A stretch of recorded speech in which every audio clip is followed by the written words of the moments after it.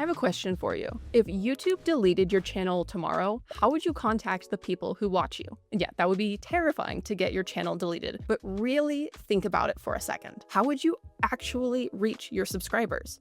To send them a message and tell them where you went. Most of you can't answer that. And that is the problem this video is going to solve. Because right now you don't actually have an audience. You have access to one. And there is a massive difference between those two things. By the end of this video, you're going to know exactly how to stop renting your audience from platforms that could drop you at any second and start owning a business that nobody can take away from you. I'm gonna hold your hand very gently while I say this because it kind of feels mean, but I need you to understand. Your YouTube subscribers are not yours.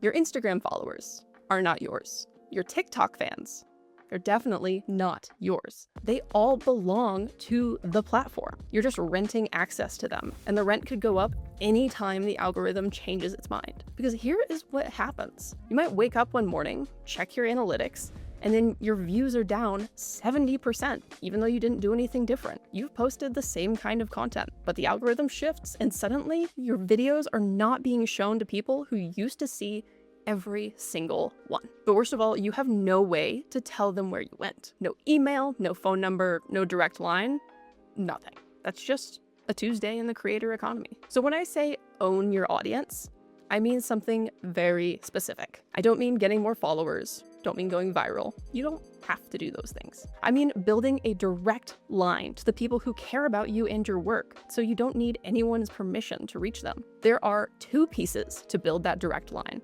So let me show you both. First, the list. That's how you stay in touch. And second, the home where your business actually lives. Everything else is just a lease. But that is actually the problem I keep seeing. Most of you are treating YouTube like it's the whole business, when it's not. It's the front door. And just like a front door, to get people on your list, you need a welcome sign inviting people in. Here's a real example of what that could look like. A yoga coach we worked with had around 8,000 YouTube subscribers, but 0 emails. She was getting decent views, decent watch time, but making almost nothing. We added one thing to her video descriptions, a free 7-day mobility guide. That was it. 90 days later, she'd collected over 600 emails. She posted the same videos to the same audience. The only difference was that she stopped letting them walk away empty-handed. Your lead magnet is the first real impression you make on someone outside the algorithm, so it's not the place to cut corners. Make it specific, make it useful, and make it solve one real problem. Because when you solve a problem for someone, that's when they remember you. And I know what you might be thinking. Okay, I'll start an email list when I have a bigger audience. No, stop it. That is backwards.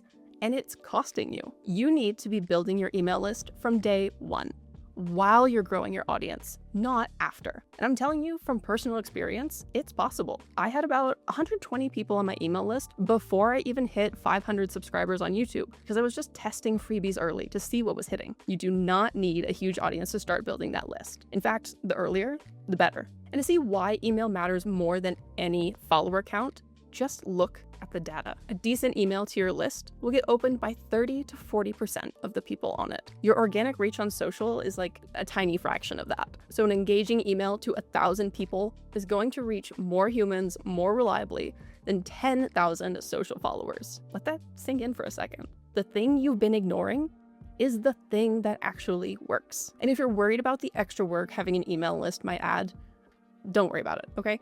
You don't have to go crazy from the start if you're feeling overwhelmed. A monthly newsletter is way better than having nothing at all. That's just 12 emails a year. And once you have your list, your analytics will be the signal of when you're ready for the next move. Which videos get the most comments?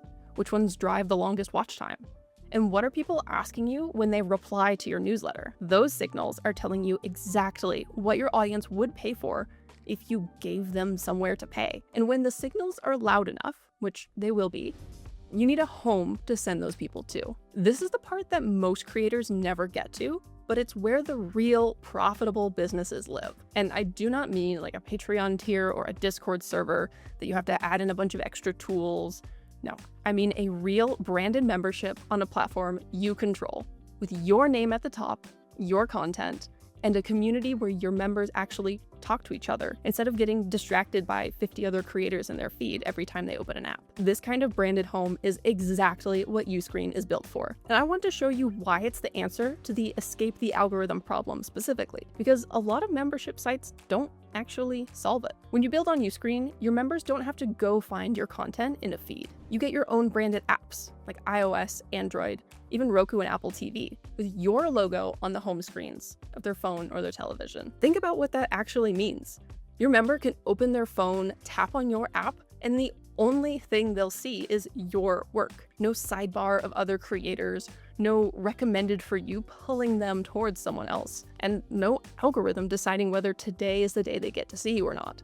It's just you, the work they paid for, and the community you built around it. This is what escaping the algorithm literally looks like. Looks like Frances, who runs Your Book of Memories. She went from making about $380 a month on YouTube to over $4,000 a month, not by getting a huge audience bump and not by posting different content. She just gave her most engaged viewers somewhere to actually live. Same content, same niche, but completely different business. And this isn't just a one-off. Creators on Uscreen have collectively earned over $1 billion for the creator economy. Over 4,000 creators, 15 million users served, 3,500 apps launched and counting. That is what happens when creators stop renting and start owning. The thing I want you to really sit with is this. When you own the house, nobody else gets to decide whether your content reaches the people who already paid for it. No algorithm, no shadow ban, no "we've updated our terms of service" email that ruins your day. It's just you and your members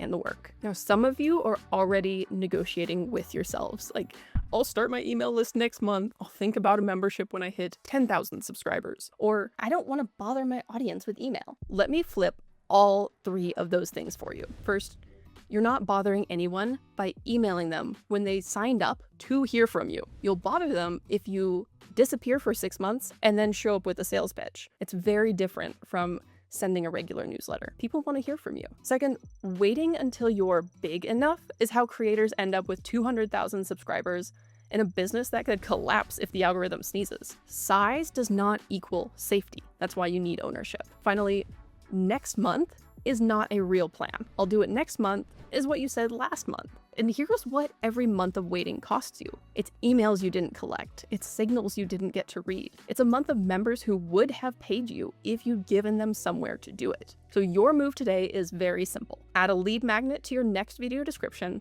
and start collecting emails this week. If you want to know exactly how to validate a membership idea before you build it, I made a full video that'll walk you through every step. It's linked below, on screen somewhere here, and I'll catch you in the next one.